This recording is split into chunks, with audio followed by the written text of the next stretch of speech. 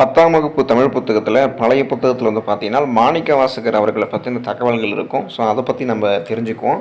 சைவ சமய குறவர் 4வரில் வந்து பார்த்திங்கன்னா ஒருவர் தான் வந்து மாணிக்கவாசகர். 4 பேர் இருப்பாங்க சைவ சமய குறவர்கள். அதில் ஒருவர் தான் வந்து பார்த்தோம் அப்படின்னா மாணிக்கவாசகர். மாணிக்கவாசகர் எந்த ஊரில் பிறந்தவர் அப்படி பார்த்தோம்னா திருவாதவூரில் பிறந்தவர் தான் மாணிக்கவாசகர். இந்த ஊர் வந்து எங்கே இருக்குன்னு பார்த்தீங்கன்னா மதுரைக்கு அருகில் இருக்குது. அப்போ திருவாதவூரில் மாணிக்கவாசகர் பிறக்கிறாரு. இந்த ஊர் வந்து மதுரைக்கு அருகில் வந்து பார்த்தோம் அப்படின்னா இருக்குது அப்படின்றது நமக்கு தகவல் கொடுத்துருக்காங்க.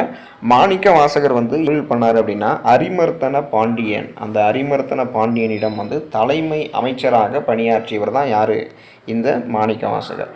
பாண்டியனுக்காக வந்து குதிரை வாங்க சென்றபோது திருப்பெருந்துறை இறைவன் திருவருளால் ஆட்கொள்ள பெற்றார்.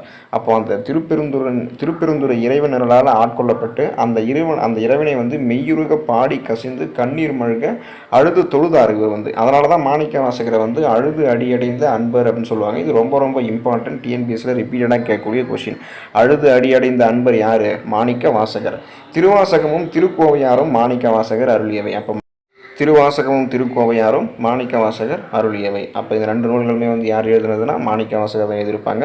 திருவாசகத்திற்கு உருகார், ஒரு வாசகத்திற்கும் உருகார் அப்படின்னு சொல்லக்கூடிய வாசகம்லாம் நமக்கு இருக்கும். இப்போது இவர் எழுப்பிய வந்து கோவில் ஒன்று எழுப்பியிருப்பார். அதாவது வந்து அந்த இறைவனை வந்து மெய்யுருக பாடி அந்த இறைவனுக்கு வந்து ஒரு கோவில் எழுப்பியிருப்பார். அவர் எழுப்பின அந்த கோவில் வந்து தற்போது வந்து ஆவுடையார் கோவில் அப்படின்னு வழங்கப்படுகிறது. அந்த கோவிலுக்கு இப்போ இருக்கக்கூடிய பேர் வந்து ஆவுடையார் கோவில். அந்த கோவில் வந்து எங்கே இருக்குது அப்படின்னா திருப்பெருந்துறையில் இருக்குது. அப்போ ஏன் அப்படின்னா அவர் வந்து திருப்பெருந்துறை இறைவன் திருவருளால் தான் ஆட்கொள்ளப்பட்டார். அதனால் வந்து அந்த கோவில் வந்து திருப்பெருந்துறையில் வந்து கட்டியிருப்பார். அது வந்து இப்போ வந்து ஆவுடையார் கோவில் அப்படின்னு அழைக்கப்படுது. அப்போ திருப்பெருந்துறை எங்கே இருக்குது அப்படின்னா புதுக்கோட்டை மாவட்டத்தில் வந்து இருக்குது. அப்போது இவர் வந்து மதுரையில் பிறக்கிறாரு, ஆனால் புதுக்கோட்டை மாவட்டத்தில் இந்த கோவில் வந்து கட்டியிருப்பாங்க. இப்போது ஏன் அப்படின்னா இப்போது திருப்பெருந்துறை வந்து எங்கே இருக்குன்னா புதுக்கோட்டையில் தான் இருக்கும். திருப்பெருந்துறை அந்த இறைவன் திருவருளால் ஆட்கொள்ளப்பட்டதால் கோவில் வந்து அங்கே கட்டியிருப்பாங்க.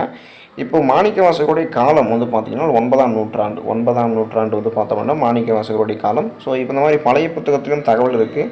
இதையும் நீங்கள் படித்து வச்சுக்கிறது ரொம்ப நல்லது. இது போன்ற டிஎன்பிஎஸ்சி சம்மந்தமான தகவல்களை நீங்கள் தொடர்ந்து பார்க்குறதுக்கு நம்மளுடைய மான்ஸ்டர் டிஎன்பிஎஸ்சி சேனலை சப்ஸ்கிரைப் பண்ணிக்கோங்க. இந்த வீடியோவை உங்களுக்கு தெரிஞ்சவங்களுக்கும் ஷேர் பண்ணிவிடுங்க. நன்றி.